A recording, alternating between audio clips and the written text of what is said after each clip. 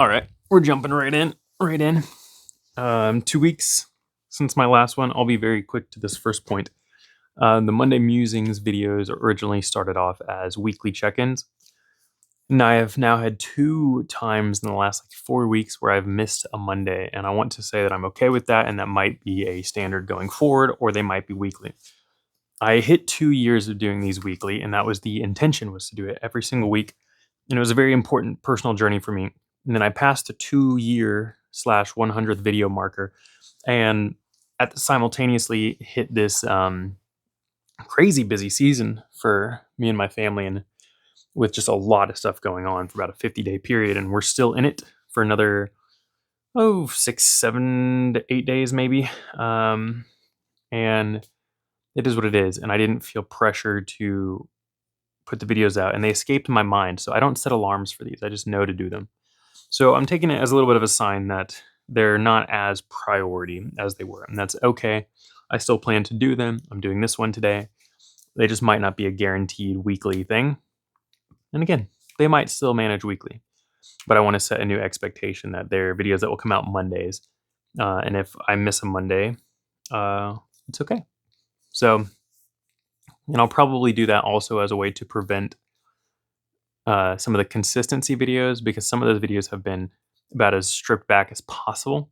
And I don't want to feel forced to do videos for the sake of consistency. I might still do rudimentary, put together, quick ones, low effort ones, because I have something to share, but they're not going to be forced. So with that in mind, I've had a ton on my mind the last couple weeks, and there's not been a lot of space for me to fully process everything that's been going on for me. So some of this will be raw. I have actually my computer here to help with some things.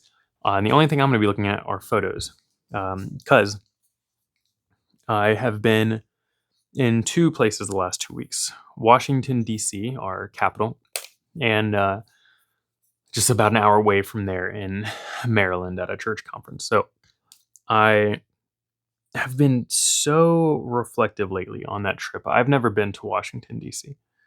I am a lifelong American, um, and I'm a strong believer in American values and history. So it's very important. I do think this is the best country to ever exist. I own that pretty properly. Does that mean I think we're a flawless country? Not in the least. And I actually think the 2 types of people who say that America is the greatest country in the world are people who are just saying it and they haven't studied or understood any part of the world. And the other end of that spectrum, I think, are often people who are the exact opposite. They've studied it a lot and they've traveled and been other places and compared it. My opinion of that is twofold. One, from the stereotypical American, we're just the best because we exist. I have fun with that. Like watching the World Cup. It's like, I don't think the USA is going to win, but you bet when I'm watching the games, I'm going to act like we're the best team that's ever been around, just because it's fun. It's not real arrogance for me, especially with friends and family and just people I'm messing around with. But I also know our country's history, and it's very unique. And this is something that I think from a mental health perspective is actually really important. Is we have a tendency as people to disregard a lot of the past in 2 primary areas. There's this term that I love called chronological snobbery, which is where we have a tendency in our modern age to assume people in the past were stupider. And that's just not true. That people in the past just didn't know better. What's actually true is people just don't have the same information we have today. And I actually think there's some good arguments that we might be a little bit stupider today than we were in the past.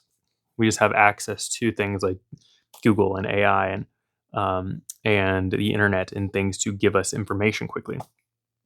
But most of us couldn't survive a week on our own to save our life without grocery stores and the power company and the water company and hunting skills.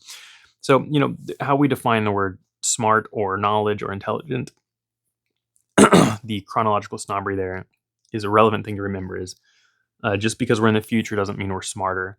I think most of us are better off. I think we have made a better future than even 100 years ago. And we're not there yet, but we're not necessarily smarter. than the past. We've accumulated more information to share with each other.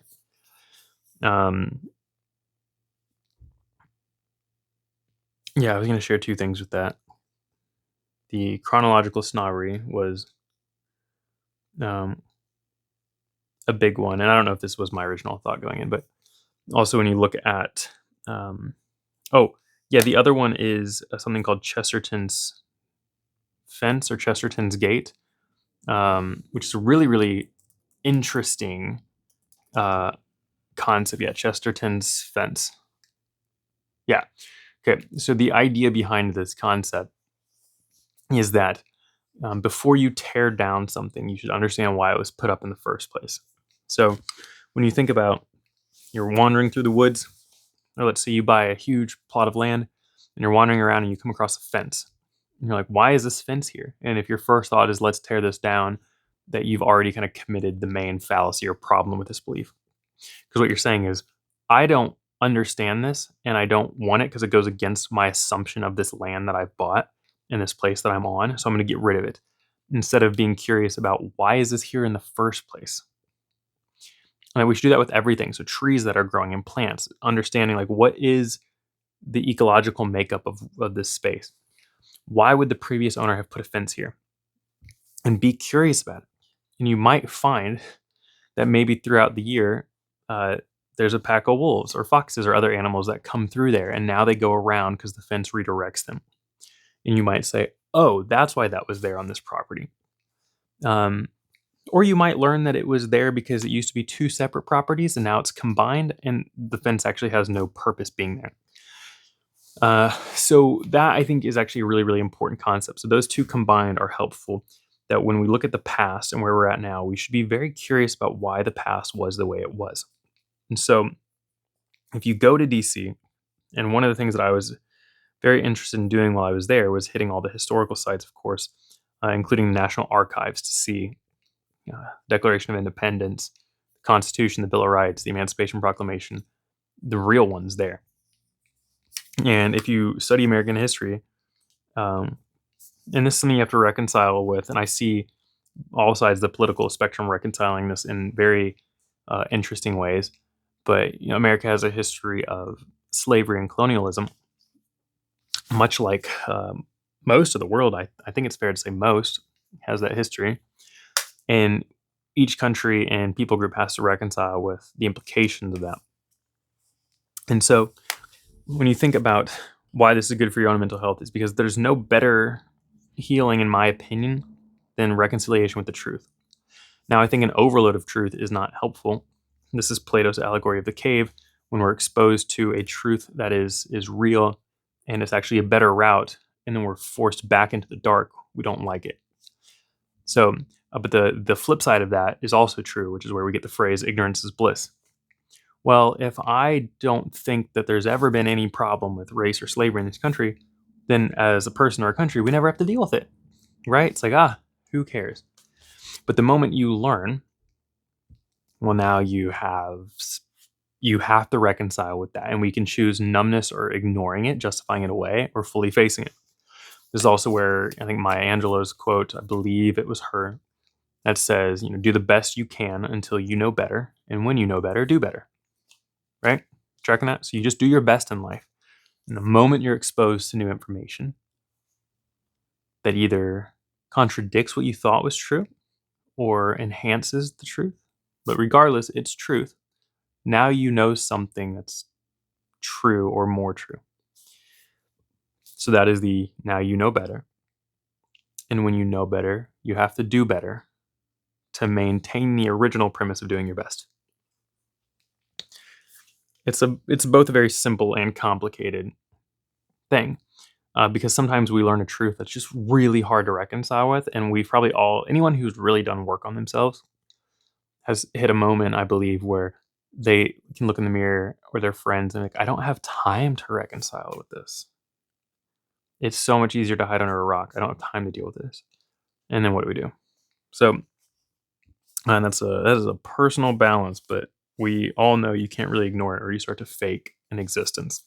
So, yeah. So one of the things that I think is extremely important is the it's not the opening line of the Declaration of Independence. That's actually um, an address to the king directly and what people are to do with corrupt government. But the line that a lot of people think is the first one that we hold on to is that I'm not going to quote it perfect, but we hold these truths to be self-evident that all men are created equal, endowed by their creator with inalienable rights. And that's really important. And the self-evident piece there, the languaging communicated, is that it can be figured out with your mind. You don't have to compare it. So that all the truths are self-evident. So all people are created equal. The self-evidence means we don't have to look at different people. We don't have to look at a white person and a black person and a native person or anyone and assess them to figure that out. The idea is it is true no matter what. So it's true. Like all people sleep, it's true. It is just self-evident, where if you just think about it, actually, I would say self-evident sleeping is actually less self-evident than that, but it's a belief system that all you have to do is think about humans and people and the words we use and how we go about life to know that it's true. We don't have to compare it to another thing to be true. Like Ryan is taller than so and so. We have to compare the actual number to prove that. So it's not self-evident. It requires the comparative data. So self-evident is just it's true. That all men are created equal, endowed by their creator. So the country is built on deistic ideas. So that's why we're in this structurally difficult period of people trying to remove God from a lot of the discussion. And that is an example of, I believe, Chesterton's fence at play of why is a God or a creator in the Declaration. It's not saying God of the Bible, but the language is there that endowed by creator, there's a higher power than the people that have made everyone equal with these inalienable rights. So starting to remove that is in direct opposition to how we understand our constitutional right to exist through the Declaration of Independence. And it changes things if you want to believe something different. And that's, I think, can be hard, and people aren't reconciling with that properly. We have to ask the question, why was that language there? What has come before? What's inspired it? Things like common sense and the book, by Thomas Paine, not the idea of common sense, the Magna Carta, the Bible, these documents that come prior. And then with that reconciliation, you saw this a lot with these founding fathers, and especially with Thomas Jefferson. And if you go to the African American History Museum, National History of African American Museum, I don't know the exact acronym, but the Smithsonian off of Constitution Avenue. They have a fantastic statue. And as I talk, I might throw pictures. I might actually do some editing on this one. We'll see if I'm feeling up to it. But as you enter, there's an image of, not as you enter, as you're early on in the actual exhibit through history, which is beautifully done, you can see a statue of Thomas Jefferson. And behind him on the wall, you have parts of the Declaration of Independence, and it leaves out, their quoting leaves out endowed by their creator, which there were two problems I had with that museum, and that's one of them. I think it's very problematic, and that should be added in because it's a reconciliation phrase. Whether you believe in God or not, that is important to how that language was put together. And so as a country, we have to reconcile with the language. So it's not me saying you have to believe that or that we should, but that matters. So that should be added in my opinion, and it was taken out. You see that phrase, but behind him physically as a statue are bricks. And each of these bricks is stacked up in a mountain, 600 plus of them. And each of them has the name of every slave he owned. Some were unknown names, and some were his children, which on his deathbed he did not. He had a slave that was his mistress, and I'm getting this wrong. He either freed her but not their kids, or the other way around. Regardless, that was like a deathbed signature through the pressure of his mistress, who was a slave. So this man put this language in there, and a lot of the founding fathers were reconciling with this. They put language in that said that we are all free and that we are all uh, we all have self-evident freedom and rights. And then we were still 90-ish years away from slavery being outlawed. Um, that's so fascinatingly problematic when you think about it. And so the disconnect of that, but it still made it in. And there were some of the 56 founding fathers that signed that document were against slavery and freed their slaves. So this fight happened long before. John Woolman was freeing slaves through his will writing process prior to America's Declaration of Independence. So there were movements happening throughout time. This is also important when you look at history of seeing that there are, broad strokes of this is what the country was doing. And if you said America was a slave country up until 1865, you would be correct that January 1st, 1865, officially not anymore on paper. Although we just passed June 19th a couple days ago, Juneteenth wasn't until that was the last actual communication of that freedom in Galveston, Texas. So it still took 6 months for even everyone to hear the news officially, which is why we celebrate that day. And then, of course, another 100 years before civil rights went through. And then, we get into the discussion of, are we fully equal today still? And so it's important to understand that the broad strokes would say we were a slave country. And if you read into it, you will learn that this was being debated strongly for years, since before the Declaration of Independence, on whether or not we should have slaves. So my point with this is, how is this all relating to what we talk about on this channel? We have a tendency to just oversimplify and talk in TikTok length understanding and headline understanding. How many times have you looked at a headline and not read the article and just rolled with it? So-and-so said this about so-and-so. And you're like, oh my, can you believe that? And you don't read the article. Or you watch a video clip that's, 30 seconds pulled from a 2-hour debate. So-and-so said this. Okay, think of your favorite actor. They've said something that is abhorrent. But if you take it out of the context of the character they were playing in their movie, you'd be like, I can't believe they said that. It's like, well, they were playing a character. This happens in debates too. This happens in old writings too, where people use sarcasm and things like this. So when we start speaking into topics we don't understand, we become the ignorant party in our attempt to educate and virtue signal to other people that we are wiser and know better. And, there's so much about everything that I don't understand or know. And, being able to maintain a constant state of humility is very hard. And you get information and you think you know something, and then you get told you don't, and you have to wrestle with that. And it's a hard movement forward. And this is why it's important to surround yourself with people who are open-minded and who are not judgmental and condemning. I want to be around people that I can grow with and who can call me out and not make me feel like an idiot or an awful person because I got something wrong. And maybe I did something awful and it's corrected in the group. And there's a social contract involved in the friendship and the relationships where we can say that to you and we don't hold you accountable to evil, but we hold you accountable to grievances and guilty behavior and doing something wrong. And this all comes into personal history too, and how we reconcile with family past and traumas, how we healthily approach our neighbors in the context given there. And there's just so much about, studying the past that is so relevant. This is why people are kind of astounded at the state of our country after we've come out of, potentially the bloodiest century of all time in the 20th century. And we're already seeing patterns of behavior again. There's a phrasing that I like that's used in Holocaust awareness that says, referring to the Holocaust, they say, not long ago, not far away. And that's, I think, a double entendre.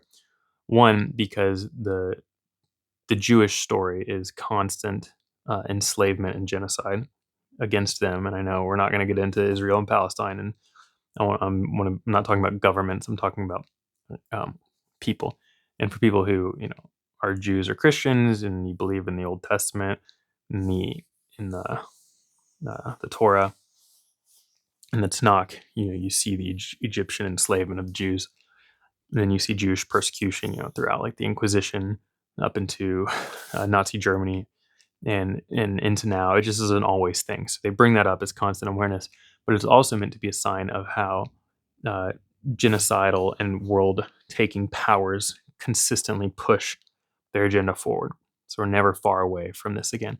And that's what some people are fighting over with their views on America right now, where they think Trump is going that direction and other people don't think that. And so the question there is, what's a mentally healthy, honest view of what's going on in your country and what's the history? You People saying, well, Trump wants a third term. And it's like, okay. And then you get this flare up. Is he really saying that? He's definitely got memorabilia on his website. This is Trump 2028. Is he making a joke? Is he serious? If it is a joke, is that appropriate at the level of power he has to joke that way? If he is serious, now what do we do about that? Because people say, well, a president can't have a third term. Well, FDR did 4 terms, right? If you don't know your history there, he was elected 4 times. And you might say, well, hang on, I thought only 2 was allowed. I thought George Washington said that. No, actually, the 22nd Amendment set that in place after FDR died in his 4th term. And then a couple years later, it was put in as a constitutional amendment in the 50s that terms will be required to be at 2. So, like, yes, there's a historical precedent for up to 4 terms at least, but now we have a constitutional amendment that says, no, you can't do that. And so that kind of ends the precedent argument of, first off, well, there's no precedent because it's never happened, to, oh, it has happened, so there is precedent, to, we've made new laws to prevent it, right? And so this is where, like, pausing and holding your breath a little bit, exhale, how do I want to respond to this? And this is a way to keep mentally healthy through political situations going on in the world and in your own country. And so, slowing down to study the past and trying to do it in an unbiased way. And I will tell you, for me, one of the better ways to do that is to read older books, because I don't always know who these people are and what their beliefs were. I'm just getting ideas versus now, if I'm reading a book by a Fox News anchor or CNN anchor, I kind of know who they are already, and it's really hard to filter these things out. And so the past can be helpful with that. And just walking around this past week, like just going to all these monuments and seeing what America's built on. And it was built in partnership with evils, but it was not built on evil. And it's the same thing when we tear statues down. Like the issue, we tear down a Thomas Jefferson statue. Why was it put up in the first place? It was not put up to honor him as a slaveholder. It was put up to honor his involvement in the founding of our nation. He was writer number 1 on the Declaration of Independence. That matters. And it went through revisions, but he started paperwork there. It wasn't just his idea, but we have to recognize that, while at the same time condemning that element of what he did, which is where I think the African American Museum did a beautiful job. There's a statue of him in there, and behind it is all the slaves that he had. And the contrast of that sentence with his reality should be wrestled with. And it's mentally healthy to wrestle with it. It's mentally unhealthy to say he's a good man only, and we owe our lives to him for this country, and we should only honor him. And it doesn't matter if he did bad, or maybe you might even say he didn't do bad. That's problematic to say it that way. It's also problematic to say he was a nasty slave owner and is awful. We might not have this country and its freedoms without him. And he did contribute in very good ways. And he had slaves, lots of them. And he had a mistress and kids with her, and he was not on board with freeing any of them. You can read his writings on it. So that is mental health and differentiation, is holding all of the truth at the same time. It's all true. It's all true. And the more you study history, the more you might notice that some things are just older than you really felt and understood.